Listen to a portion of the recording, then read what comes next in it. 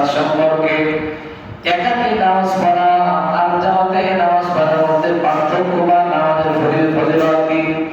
আল্লাহ রাব্বুল আলামিন কোরআনুল কারীমের মধ্যে সূরাতুন নিসা 103 নম্বর আয়াতের মধ্যে আল্লাহ বলেন, ইন্নাস সালাতা কানাত আলাল মুমিনিনা কিতাবান মাওকুতা।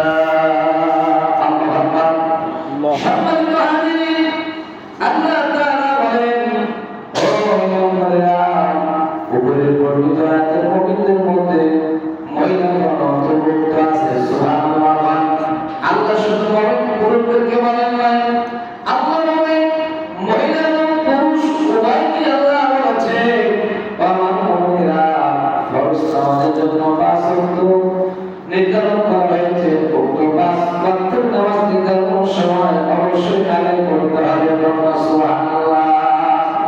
আল্লাহর হাবিব বলেন, নামাজ বা সালাত ফরজ এই কথা প্রত্যেকের জন্য অবশ্যই মানবীয় শরীর সম্পন্ন কারণ ছাড়া বাদ দেওয়া যাবে না।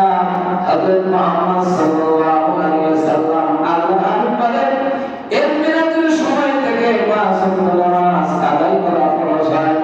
এই সম্পর্কে আল্লাহ কোরআনের সূরাতুল নিসা 103 নম্বর আয়াতে আল্লাহ বলেন, হে মুমিনেরা, তোমরা নারী এবং পুরুষ উভয়ের জন্য আল্লাহ তাআলা নামাজ 5 ওয়াক্ত নামাজ নির্ধারণ করা হয়েছে। বুঝছো, 5 ওয়াক্ত নামাজের সময় অবশ্যই তোমাদেরকে নামাজ আদায় করতে হবে।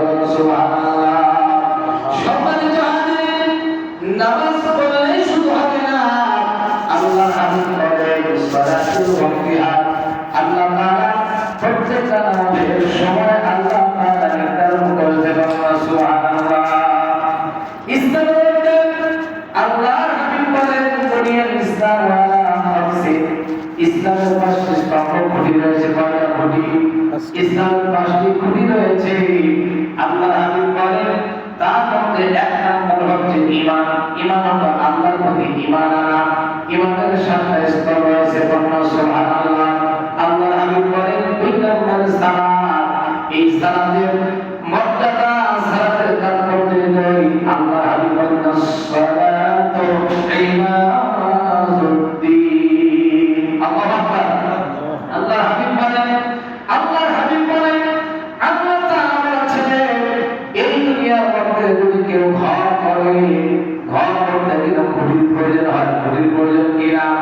মানুষ যদি পা মাত্র চলতে পারত না, এই একটা বডি, একটা মেশিনে যদি পা না থাকে চলতে পারবে না, গাড়ির যদি চাকা না থাকে চলতে পারবে না। বন্ধুগণ আমার, আল্লাহর হাবিব বলেন, সালাতু ইমাদুদ্দিন। তেমনি ভাবে সালাত বা নামাজ হলো ইসলাম, দ্বীন, ইসলামের খুঁটি। সুবহানাল্লাহ। সালাত হচ্ছে দ্বীনের খুঁটি। আল্লাহর হাবিব বলেছেন, যার কাছে সালাত নাই, যার কাছে নামাজ নাই, তার কাছে ইসলাম নাই। কথা বল ঠিক কি না? সম্মানিত হাজিরিন, আল্লাহ তাআলা কোরআনুল কারীমের মধ্যে আল্লাহর হাবিব জানিয়ে দিয়েছেন, সালাতু মি'রাজুল মুমিনিন।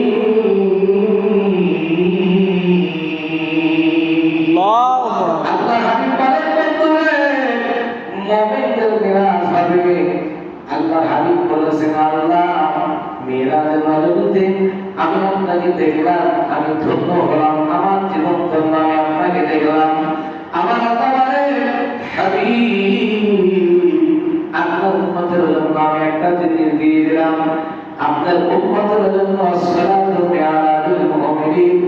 আপনার উম্মতরা যদি সঠিকভাবে আমি আল্লাহর জন্য যদি নামাজ আদায় করে, এই নামাজ আদায় করা as-salatu mi'rajul mu'minin, এই সালাতটা হলো আপনার মুমিন বান্দা উম্মতের জন্য আমি আল্লাহর জন্য মেরাজ করব। সুবহানাল্লাহ। বান্দা সালাত আদায় করবে আমি আল্লাহর জন্য, এই সালাতের মধ্যে বান্দা আমি আল্লাহর সাথে মেরাজ হয়ে যাবে। সুবহানাল্লাহ। হ্যাঁ, কিন্তু নামাজ আদায় করতে হবে। যারা মুসলমান দাবি করে তাদেরকে নামাজ আদায় করতে হবে। সুবহানাল্লাহ। সম্মানিত হাজিরিন,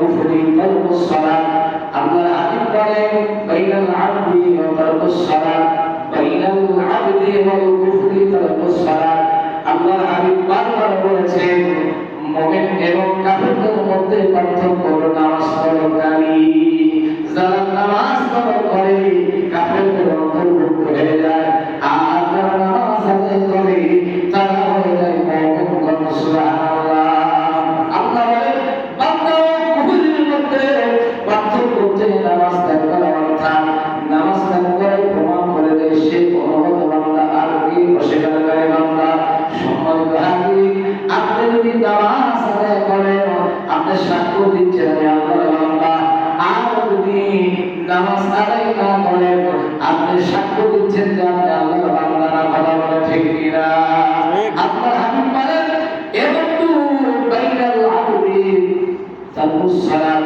আল্লাহর হাবিব বলেন আল্লাহ যারা বান্দা হবে তারা কখনো অনুগত বান্দা তারা কখনো নামাজ ত্যাগ করে না সুবহানাল্লাহ